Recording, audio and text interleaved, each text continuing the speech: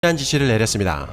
시즈오카현에서는 17일 밤까지 다수의 도시에서 경계 레벨 3에 해당하는 고령자 등 피난 지시 명령을 발령하기도 했습니다. 일본 기상청에 따르면 앞으로도 많은 일본 동부나 서부 지역에서 100mm에 달하는 비가 쏟아질 것이라고 전망했습니다. 이로 인해서 JR 동일본 철도가 호우의 영향으로 열차의 일부 운행을 중단하기도 했습니다. 이뿐만 아니라 돌풍도 동시에 찾아왔는데요. 와카야마현에서는 태풍으로 보이는 강풍이 불어 주택 지붕의 기와가 날아가는 등 다수의 피해가 발생하기도 했습니다. 돌풍으로 인해서 날아가는 물건으로 유리창이 깨지거나 지붕이 날아가거나 주민이 다치기도 했는데요. 최소 50채 이상의 주택에서 피해가 발생한 것으로 보고 있습니다. 와카야마 지방기상청은 현지 조사를 위해서 기상청 기동조사반을 파견한 상태인데요. 현재까지 조사에 따르면 돌풍이 불었을 가능성이 높다고 보고 있는데 현재 태풍과 연관성 등을 조사하고 있는 상태라고 전했습니다. 이처럼 일본에서는 사실상 해마다 폭우와 태풍 등으로 침수 피해가 발생하자 일본인들의 불만이 극에 달하고 있습니다.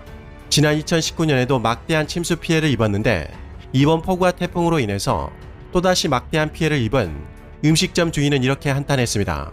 영업을 재개한다고 해도 매번 침수 피해를 당하고 있습니다. 2년 전의 상처가 아직 아물지도 않았고 피해도 복구하기 힘든 상황인데 올해 또다시 폭우와 태풍으로 인해서 피해를 경험하자 가슴속이 복잡해집니다라며 한탄한 것입니다. 상당히 유명한 음식점이었지만 침수 피해를 경험하자 답답한 마음을 숨기지 않은 것인데요. 이 모든 것은 일본 정부가 자연재해 대책에 대해서 수수방관하고 있기 때문이라는 것입니다. 그러면서 피해를 최소화하기 위해서 하천의 제방을 높이거나 배수 펌프를 늘리는 등 여러가지 방법이 있지만 지난 30년간 일본 정부와 지자체가 손을 놓고 있는 상태라고 지적한 것입니다. 이처럼 일본에서는 태풍과 호우 피해가 갈수록 늘어나고 있는데요. 올해 폭우로 인해 가장 많은 피해를 본 지역 중에 하나가 바로 사가현입니다. 그런데 최근 사가현의 보험금 지급액이 무려 102억 1,890만엔에 달한다는 충격적인 보고서가 긴급 발표되었습니다.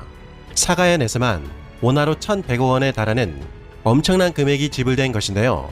일본 손해보험협회에 따르면 지난 8월에 사가현을 덮친 폭우에 따른 보험금 지급액이 4,507건, 총액 102억 1,890만엔에 이르렀다고 지난 9월 16일에 밝혔습니다.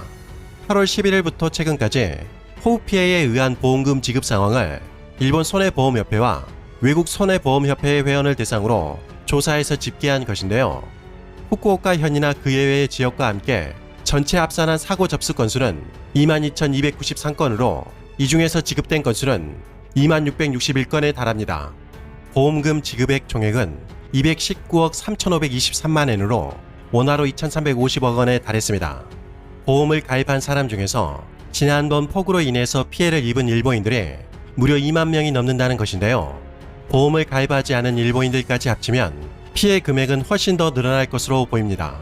그런데 지난번 폭우에 따른 보험금을 지급하자마자 이렇게 또다시 14호 태풍에 일본 열도를 강타해 피해를 입히자 일본인들 뿐만 아니라 일본의 보험회사까지 망연자실한 상태가 된 것으로 보이는데요.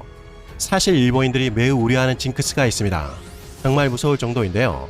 14호 태풍 찬투가 지난 9월 17일부터 18일 그리고 19일에 걸쳐 서일본을 거쳐 동일본까지 그야말로 기차처럼 횡단하고 있습니다. 그런데 9월 17일은 태풍의 기념일이라고 할 만큼 초대형 태풍이 자주 일본을 강타한 전력이 있습니다. 일본에서는 9월 17일을 가리켜 태풍의 내습의 날이라고 부를 정도로 섬뜩한 징크스의 골머리를 앓고 있는데요. 이번 14호 태풍 찬투는 처음에는 한반도로 향한다는 일본 기상청의 발표에 따라 애초에 일본에 도착하지 않을 것이라고 판단해 올해에는 징크스가 없을 것이라고 관측했습니다. 그러나 태풍 찬투는